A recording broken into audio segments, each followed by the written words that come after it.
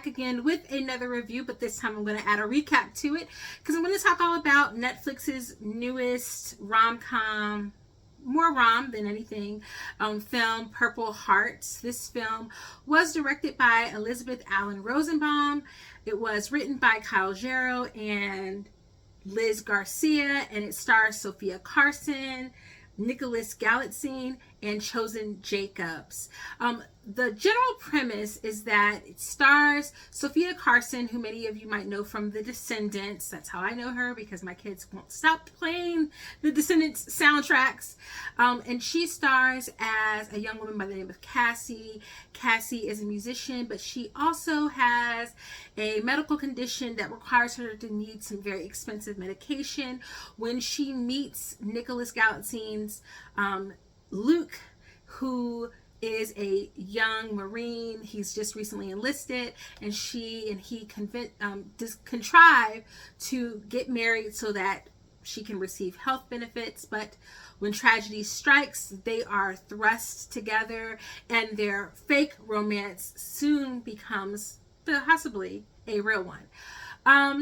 This was a film that I sat down with my husband to watch last night, and as many of you, if you've been here before, might know, I am a former Army wife, and I'm also an Army brat. So I was watching this film probably a bit more from a jaded, slanted perspective than most.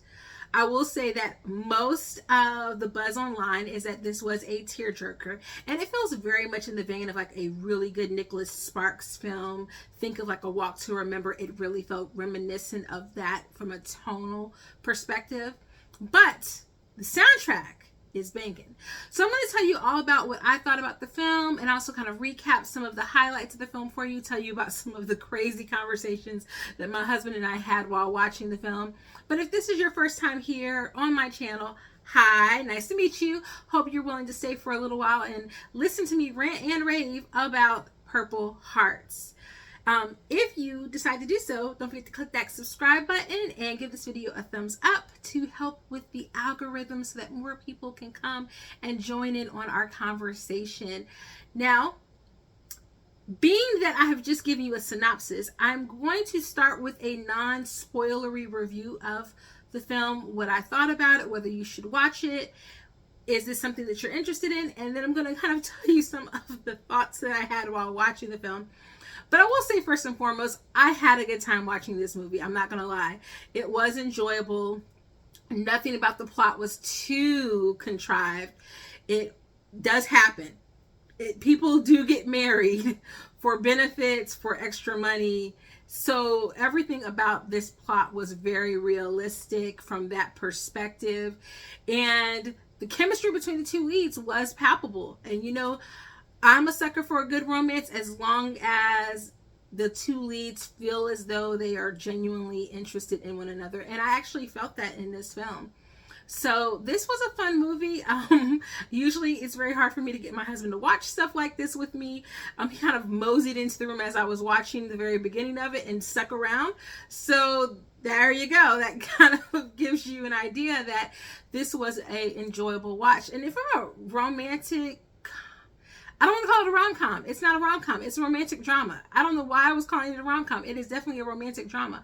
From the romantic drama perspective, it was a very well done movie. Everything about it, the acting was decent. The sets and the places on location where they filmed, everything looked very believable. The production value was what you would expect for a romantic drama, especially in this class. A friend of mine asked, what channel would I expect to see this on? This is higher than a Lifetime production, in my opinion.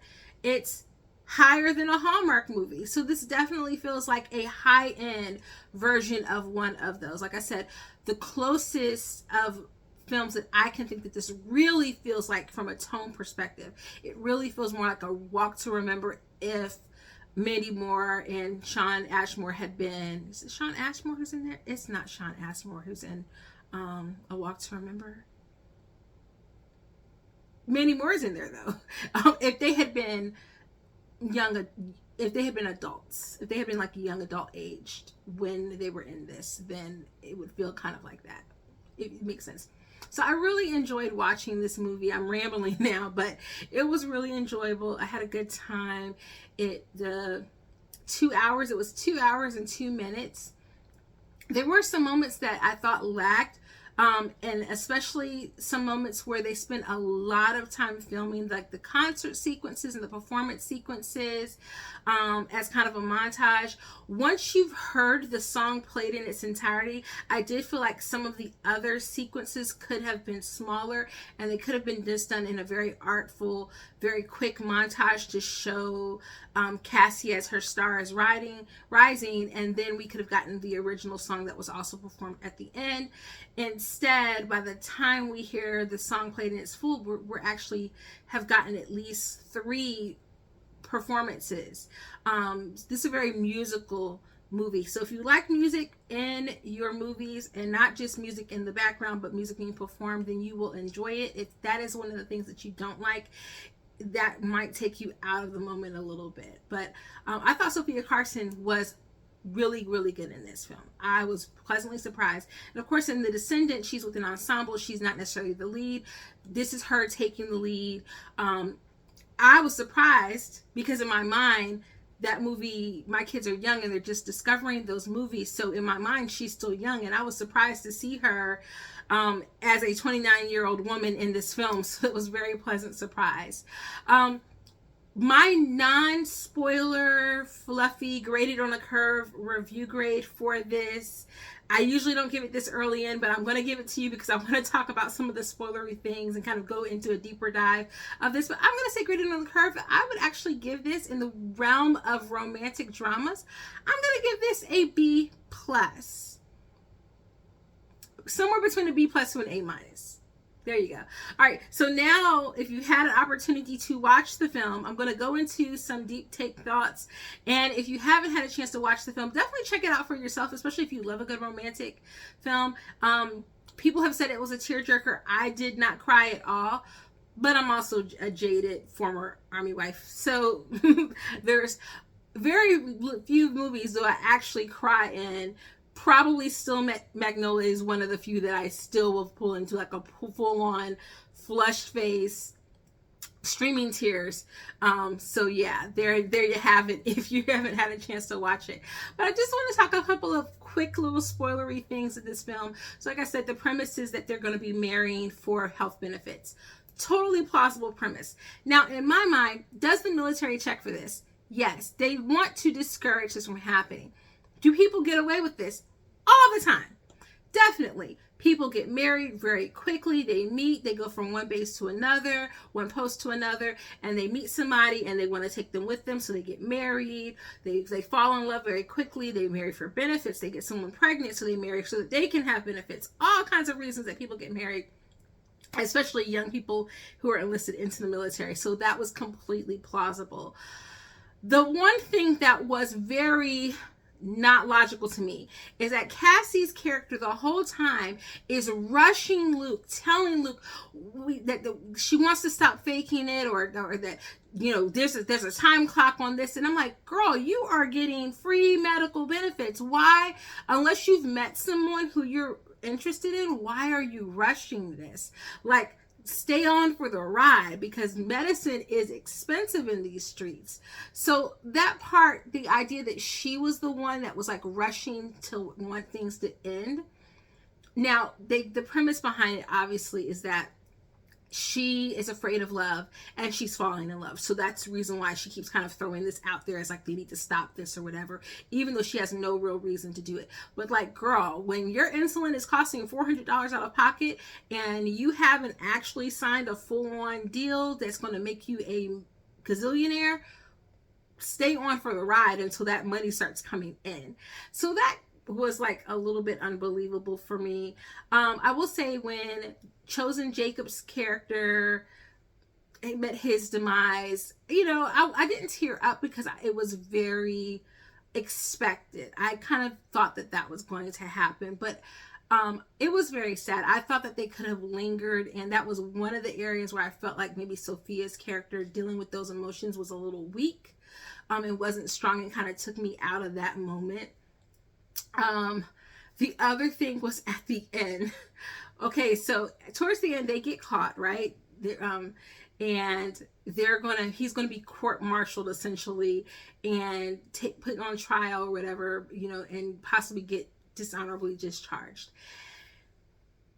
All I kept thinking was, this would have been a great time for her character to stand up, because she's been the one running from his love, to say, Your Honor, I have a statement to make. I am in love with my husband. I've written this song for him, and the lawyer said they had a good case. And so the fact that he confessed and kind of manned up, which I guess gave him some props with his dad, but got him dishonorably discharged from the military after he's won a Purple Heart, like, that to me was crazy.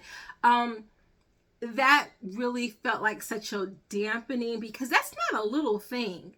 Like, to get dishonorably discharged from the military, that is not a little thing at all. And especially if you don't have any prior work experience, and they're digging into your background for other jobs, that's going to come up. So that part, I kind of just wish the movie hadn't gone that route. Like, I much would have rather them had, like, found romance and made that claim instead of him having to go to jail for 6 months. And then he could have been at her concert with her, as like he's standing by his woman off to the wings. And we could have not known that. We could have seen her there and thought that she was alone and not seen like the outcome of that trial, but then seeing him off to the wings, that would have been a much better ending than what we got. Because just from a perspective of someone who knows how that impacts people, that just bothered me to no end. I was pleased to see, though, that after their little speedy marriage, they did show them going on base for her to get her military ID, because I was like, they got married really quick, and there's no way that she's able to take care of anything, get any benefits or anything, if they don't get her that military ID. So I was proud that they did their homework for that purpose alone. If you liked this movie, I highly recommend that you watch the Lifetime series Army Wives. It used to be on Netflix. I'm not sure if it is still, but it is a really good series, especially the first like 3 seasons, super strong. And it's got one of my favorite actors of all time, Sterling K. Brown, my play cousin in my mind, on there. Phenomenal series. It really got me through when my husband was at basic and and he was at AIT. So if you're interested in stuff like this, I definitely would recommend that. This also felt like that movie Dear John. It felt a lot like that. So let me know down below in the comments if you watched Purple Hearts. Did it make you cry? Did you like the romance between Cassie and Luke? I've heard rumors that maybe there might be a sequel in the works, especially since it just unseated The Great Man as the most watched Netflix film for this past week. So let me know in the comments what you thought about it, and I'll see you guys in the next video. Don't go marrying any strangers. Toodles!